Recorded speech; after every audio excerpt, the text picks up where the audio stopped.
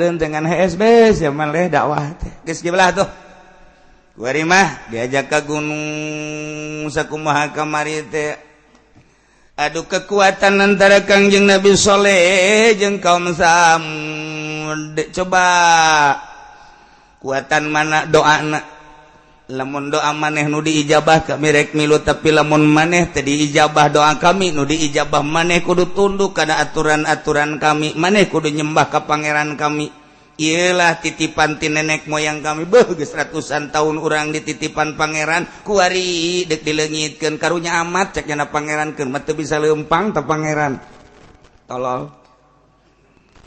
boro-boro endek ngabantuan nyana bukunya nage ngajegir benang tuh kuari di Indonesia manggeus teu karasa berbagai permainan Kristen teh geus nyerang ka urang geus kuari mah urang teh diserang ku budaya Kristen ayalah kuari ulang tahun teh bener make keneh doa tapi pan urang mah teu dititah sebenarnya mah ulang tahun teh ku Kangjeng Nabi jadi kita ulang tahun teh eta manehanana ngayakeun budaya ulang tahun terus ditaluturkeun kuari ngancan maca haleluya doang kabelah dieuna permainan teh atuh menang Kristen patung-patung Bunda Maria diaya-ayakeun geus puguh lamun tahun baru geus puguh lamun kitu Valentine dan lain sebagainya ulu nu nyungcung teh ka dieu geus trompet dan lain sebagainya. Masya Allah budaya terus nyerang ka urang. Urang lamun neuleuh di perumahan, neuleuh kuda, neuleuh Bunda Maria sanajan di luhurna mah kitu make naon nyuhun lampu. Tapi kan patungna patung Bunda Maria nyana keur memperkenalkeun ka bangsa Indonesia wahai umat muslimin. Ya pangeran mah ieu secara tidak langsungnya nate keur dakwah nyana mah dakwah teh make televisi dakwah teh make kue nyana teh make kue dakwah teh make berbagai makanan kuari patung-patung Bunda Maria patung Isa Al-Masih ditabeng-tabengkeun urang kuari ditanya ku anak urang mah ai itu patung naon Bunda Maria teh saha pangeran Kristen itu patung Kristus Yesus Kristus saha pangeran Kristen nyaho nyana lantaran ngajegir urang di perumahan geus puguh je perumahan nu nyana ayo perkantoran nu nyana mah make lambang Bunda Maria jeung Isa Al-Masih Yesus Kristus di pertokoan ge nu nyana make urang teu bisa kumaha tuh sebab naon sebab bangsa urang nu agamana Islam sangat lemah kuari masyarakat gagah di huluna urang mun ka hulu aya anu bakal memperjuangkeun urang ketika aya sakedeung ayo aing nu di luhurna pan aing kerja di DPR ayo aing di luhurna aing jadi bupati sok gerakeun ku sia sapoe dua poe kok jadi tiise parenganan ngaguluyur aya dolar jalan dapur urang mak ngap-ngapan di handap parenganan nyana manggis bergaining di luhur ngaroko bersama tinggal urang bae ayu pamimpin urang ka mana teu bisa hese ieu Indonesia nu teger sama sakali nu teger bentak lain embung urang berjuang di luhur saha nu bakal akur jeung urang visi jeung misi hese ieu lah Indonesia lamun kukula dicaritakeun mah zaman anu hahaokna mah hohoakna luar biasa tapi ketika masyarakat datang ka ditu eueuh nyanana teu kebel meuli mobil anyar kahayang ulah meuli mobil ke atuh eta kos kitu di urang mah mantak geus lah pamarentah mah asana dibeulem kabeh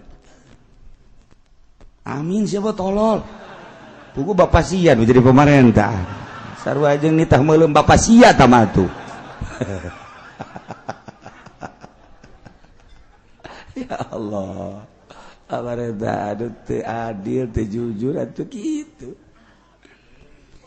adu kekuatan Kangjeng Nabi Saleh teh siap lantaran didatangan ku Kangjeng malaikat Jibril ulah sieun aing aya ditekangeun siale ayo terus ketika pemerintah kaum Samud saleh mun nyage siang aku nabi mun nyage siang aku rasul bahwa sia teh utusan Allah cak sia kami bakal nurut ka sia lamun pamentah kami dicumponan naon cek Kangjeng Nabi saleh coba tah batu nu nyorangan di luhur gunung batu dua dengan ieu doang ayo coba keluarkan onta di jelo batu boh cek Kangjeng Nabi teu kira-kira Kangjeng Nabi saleh kira ngagibeg garita toel ku malaikat Jibril ayo doa oh tenang bril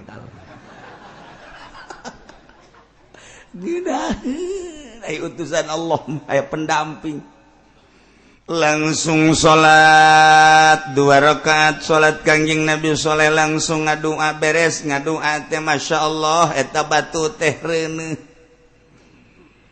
model biasa masih mbak panu reuneuh teh ieu mah batur ngagedean empis-empisan di dareuleuh ditongton ku masyarakat kaum Samud kabeh nu kiceup saurang-urang acan nempo batu ngagedean teu kebel batu teh beulah plak geus beulah kaluar ontakna nya gedenya bagus plak eot kaluar otak wih ja benernya soleh bener bisa nyada eta nyumponan ka hayang urang onta lempang salengkah 2 lengkah ternyata onta ngadadak reuneuh deui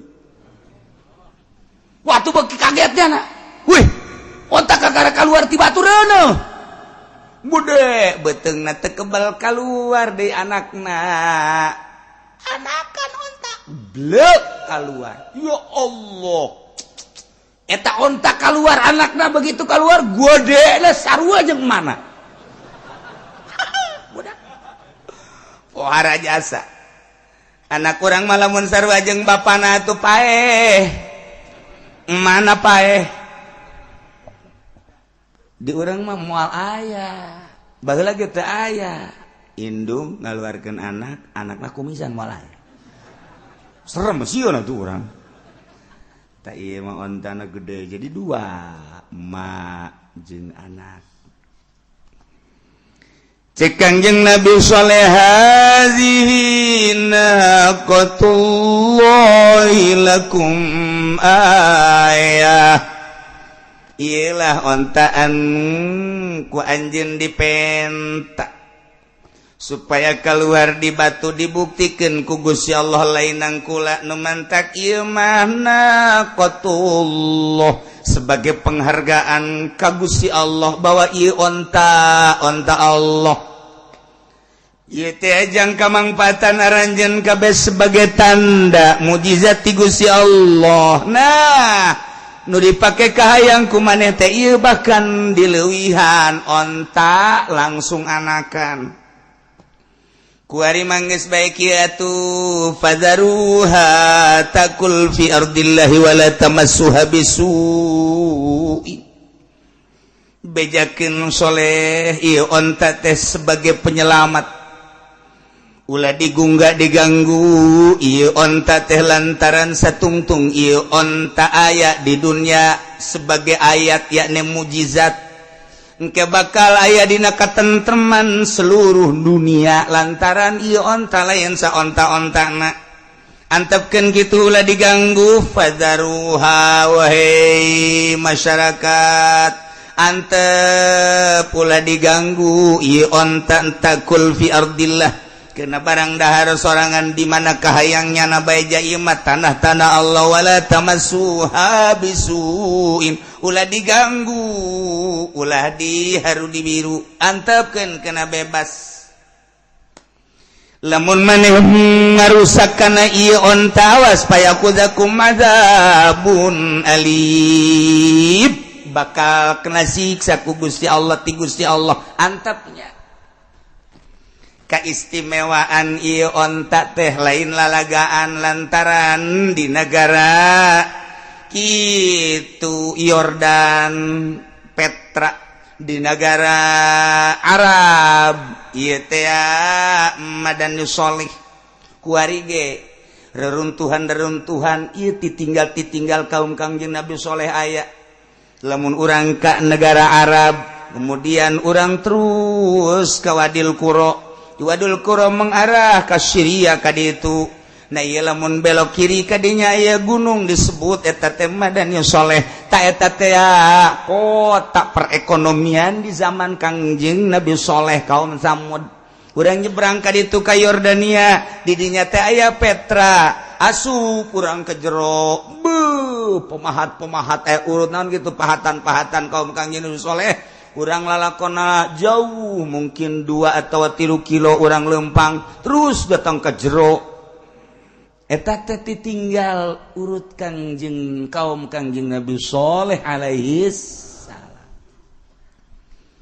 Kula bisa nyaritakeun Petra lantaran kamari kula ka Yordan ketika ndeka Israel kemudian ku Gusti Allah teu meunangeun dibere impian anu menurut takbiran teh diulah kahirna lantaran didinya bakal aya sapoe deui sapoe keneh maka ulinlah 2 poe keneh maka kaditulah ka Petra di samping ziarah ka para nabi ziarah ka para sahabat di Yordan aya 3.000 sahabat di Yordan ya ningalilah ka Petra kaditu ieu lah ditinggal kaum Kangjeng Nabi Soleh kabayang takuan kos kitu Petra ieu nu kurang dicaritakeun cekam Kangjeng Nabi Soleh wahai kaum hati-hati ieu onta teh antep sakadaek jeung sakahayangnyana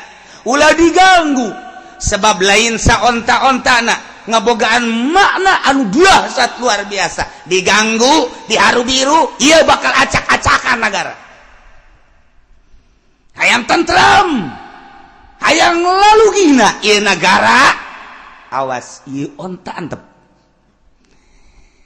eta kaistimewaan onta teh di negara Arab teh aya hiji sumur caina luar biasa gedena jeung lobana eta cai dipake kabutuh ku masyarakat tetapi kaistimewaan eta onta sapoe nyana menta jang nginum nyana engke sapoe jang masyarakat ke sapoe jang nginum nyana ke sapoe jang masyarakat diaturlah ku Kangjeng Nabi Soleh kehebatan eta onta ketika nyana nginum kana sumur eta model ka modelanana cai deuk sakumaha bae ge diserot ku nyana beak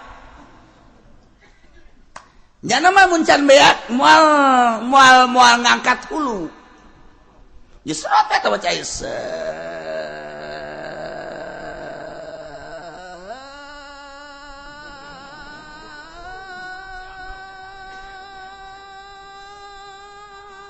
beak cai akur jeung beak napas ya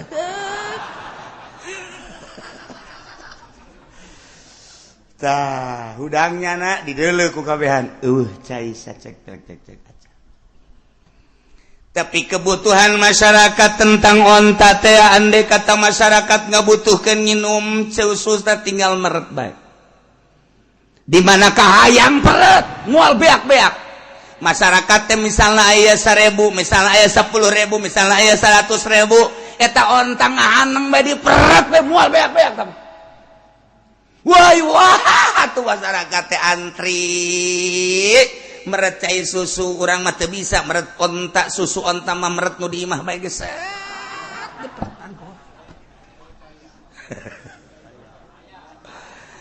diperet diinum diam datang ka budak leutik ge marerat sorangan jeung nurut eta mah onta teh di mana geus nginum cai susu eta timbullah kesegeran awak lantaran di dinya teh aya seluruh rasa cai susu nu aya di onta Kangjeng Nabi Soleh marasa nu aya di alam dunia aya kabeh di dinya mun nyaritakeun amis aya amisan mun nyaritakeun hasem aya hasepan mun nyaritakeun pait aya paitan mun nyaritakeun ketir aya ketiran mun nyaritakeun berbagai rasa aya kabeh di dinya Masya Allah pohara tamah cai susu pohara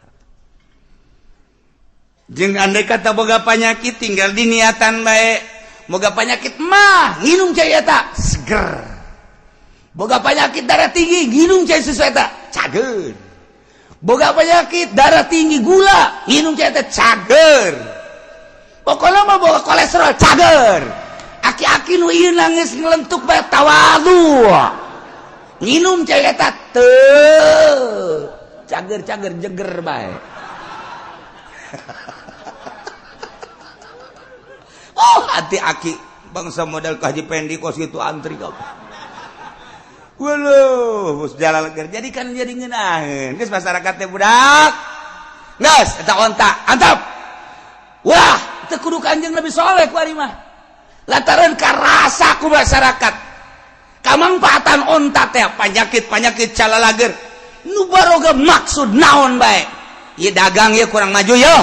Dah, pokoknya mah urang minta ka Gusti Allah melalui cai onta perat di niatan dagang yang baju. Wow, dagang maju. Eta cai osot, cai susu par eta. Lain lalagana tuh kuari mah nu dakwah teh lain Kangjeng Nabi Saleh masyarakat sorangan euy dulur, teu kurang kumaha deui. Berarti bener Kangjeng Nabi Saleh teh nabi jeung rasul. Yuk, urang nuturkeun.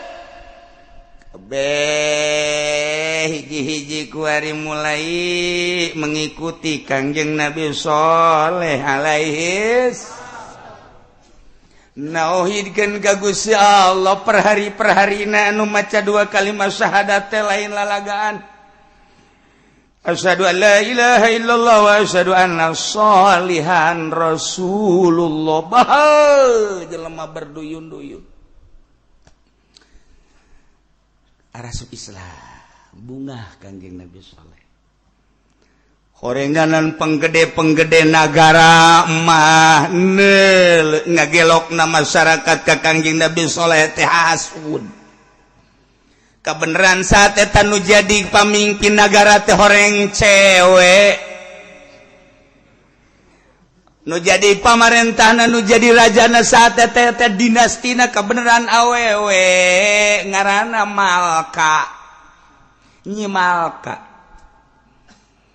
Nya nangis harengeseun jasa deuleu masyarakat ngagelok ka Kangjeng Nabi Saleh. Geus kakerawat bae. Sia. Kumaha carana supaya masyarakat ulah nurut kasih Saleh. Mulai kajero keluar raja tersebut keluar kajero tehnya neangan cara bantuan-bantuan kanu gaib perjurigannya selalu kumaha carana supaya masyarakat ulah nuturkeun si Saleh. Aing teu satuju jasa lamun aing kuari ditaringgalkeun. Padahal Kangjeng Nabi Saleh mang dakwah teh ngan sakadar dina agama. Urusan negara mah pek bae tuturkeun itu ibu negara. Nu penting akur jeung aturan-aturan syariat. Kangjeng Nabi Saleh teh hayangeun jadi raja. Kangjeng Nabi Saleh teh hayangeun jadi menteri. Kangjeng Nabi Saleh teh hayangeun jadi gubernur. Hayang sote masyarakat nuturkeun aturan syariat Allah Subhanahu wa taala. Pek nu jadi raja nama sahabat. Gitulah Kangjeng Nabi Saleh. Wah, istimewa. Numantak ke Kangjeng Nabi Saleh wal kuru ja'alakum khulafa min ba'di 'ad. Sing araling maraneh kabeh ketika Allah ngajadikeun ka anjeun sebagai khalifah. Anjeun teh dijadikeun pengurus ku Gusti Allah min ba'di 'ad sabada kaum 'ad. Disebut kaum Samud nu aya di Yordania anu mayoritas kaum-kaum nabati termasuk nu aya di Saudi Arabia. Cek Kangjeng Nabi Saleh sing inget aranjeun teh dijadikeun ku Gusti Allah sebagai khalifah urus ye kaayaan dunia kaayaan negara. Tuh lautan urus hasil kemanfaatan lautan tejang masyarakat. Tuh kebon leuweung itu teh urus hasil-hasil dina leuweung.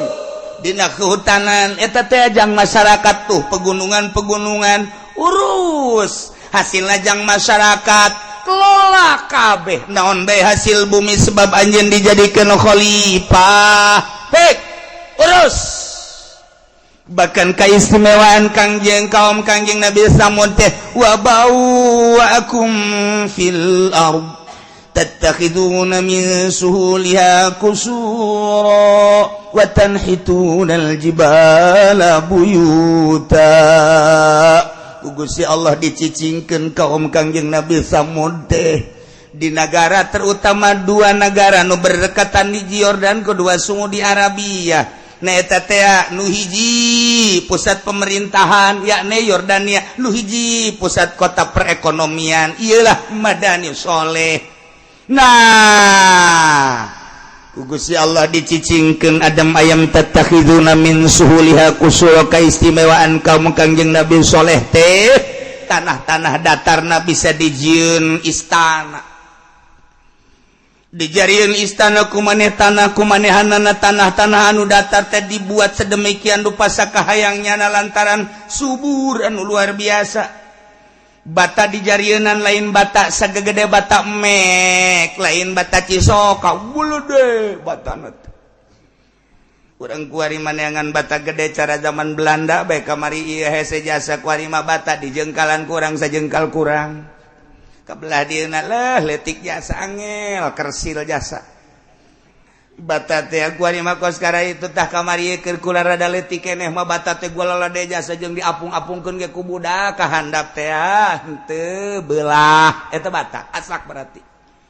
kuari mah beta kena angin bae ge barulah sorangan barang kahujanan ngahiji jeung taneuh itu bata kuari aduh masyaallah hebat kuari bata daya tanah-tanah darat tadi jeunan gedong dirapih-rapih kumanehanana ditata sedemikian rupa dijieun mere kunyana perumahan Puri Jaya belah ditu Cikupa perumahan Citra belah ditu dijieun BSD belah ditu dijieun deui Gading Serpong belah dituna deui Reples belah dituna deui kitu Kelapa Gading ka dituna deui Gading sia macam-macam perumahan nu datar-datar tadi je geus puguh di bangsa di naon kitu ngaranna di pahumaan geus teu kudu di urug deui di sawah-sawah ge di daerah-daerah nu datar mah dijieun gedong-gedong iyalah umat kangjeng Nabi Soleh nu disebut kaum Samud tattakhizuna min suhuliha qusura dijieun perumahan gedung-gedung istana di tanah-tanah anu datar wa tanhitunal jibala buyuta lantaran di timur tengah makapan pegunungan bosak panggil urang lamun nyaba ka Mesir datang urang teh kitu ulah naik pesawat urang naik bus urang ka Yordan urang ti Mesir sapanjang Mesir ti Aqabah terus gunung Ndu ka Mesir teh gunung mah terus. Urang teh teu bagian lain gunung bae. Kaler kidul gunung. Mantek cek pikiran kula di lembur urang mah tanah sameter gede permasalahkeun tah anu ngamasalahkeun tanah oper habak ka Mesir ka ditu. Tanah ablag-ablagan di itu di gunung di tanah datar dititah jana ku raja di ditu los ai sia daek maka ditu los. Tok nyeun ibas ya sadaekna di dinya. Wah, gunung, masya Allah. Wah, eta di Mesir teh. Urang leuk hayang datang ke kota Mesir teh. Gunung. Iya, Jordania subur tapi gunung. Yaman pegunungan. Diberi keistimewaan kaum Samud teh ku Gusti Allah wa tanhitunal jibala buyuta. Bisa pandai memahat ngabobok gunung-gunung dibobok kunyana dijieunkeun tempat tinggal imah peruntukanana imah anu datar dujin tina batu bata ditumpuk cara imah-imah urang istana-istana kuari urang perhotelan urang eta teh jang fisoib dina waktu panas gunung-gunung dibobo kunyana eta teh peruntukanana fisyitai dina waktu rendang lantaran urang mah negara tropis teu kahartikan di negara tropis mah kos urang kos kieu sebab panas teu sabaraha panas tiris teu sabaraha tiris urang mah geus di sorga bae kos sorga nu mantak orang Belanda orang Inggris orang Jerman orang Amerika raresepeun ge ka urang lantaran panas sedang tiris sedang hayangeun gasanya na geulah negara tropis. Tapi lamun urang nyaritakeun di Amerika aya teu kapanggih-panggih panon poe 6 bulan teu kapanggih panon poe aya nu panjang beurang teh 18 jam ke kapanggih jeung peuting hanya 4 jam beurang panjang aya nu kapanggih peuting 18 jam beurang hanya 4 jam aya nu teu kapanggih-panggih jeung beurang di kutub mah peuting bae 6 bulan engke teu kapanggih-panggih jeung peuting beurang bae 6 bulan. Nu mantak kamari didiskusikeun secara internasional seluruh penggede agama dibahas tentang salatna nu aya di Amerika ketika aya panjang peuting. Salatna jeung puasana dibahas tentang negara anu panon poe kumaha eta. Seperti dikutubakan teu muncul-muncul panon poe geus anggeus dibahas padahal geus dipuat ku Imam Syafi'i, Imam Maliki, Imam Hambali tinggal dibuka bae kitabna ku urang geus anggeus kabeh ge. Nu tinggalin saya tika-tika acan. Tinggal dibuka bae kitab. Ih cenah kieu teu bisa macana atuh sia teu mondok nya. Salah saha. Teu mondok. Macan koran malulu. Di sorga engke bahasana bahasa Arab. Di sorga bangke teh urang bahasana Arab bangsa naam jeung olah teh kapake. Kuari ge urang kudu belajar bae. Namun urang ditanya, "Sia lapar?" "Naam." Gitu. Dahar atuh, "Naam." Geus beres dahar mayarnya la. Bae dahar naam, bae mayar la.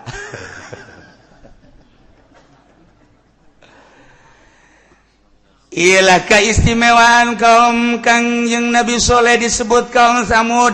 Gunung-gunung teh dibobo kumanehanana dijieunkeun tempat tinggal. Lamun urang kuari ka Madani Soleh ka ditu. Nah, bakal aya engke titinggal kaum Kangjeng Nabi Samud. Aya gunung dininya berupa gedung. Belah ditu ka aya deui gunung, aya nu panjang dijieun kunyana, dipahat kunyana, rupana jadi rupa siga imah. Padahal gunung. Masya Allah. Kabelah dia nanya lain mahatan gunung bae, bongkahan dibawa kunyana ka imah, anak incuna terus ditah mahatan dijieunkeun patung-patung laletik. Kangjeng Nabi Soleh dicarang geus ulah sok nyeunan patung teh ieu mah cenah mengenang kaum-kaum nu baheula mengenang bapa moyang urang baja kuari geus ibadahna ge ka Gusti Allah ngan ieu mah hanya mengenang ulah cek Kangjeng Nabi Soleh tetep bae nya nyeunan saeutik laletik sesa-sesana dijieun cincin kunyana.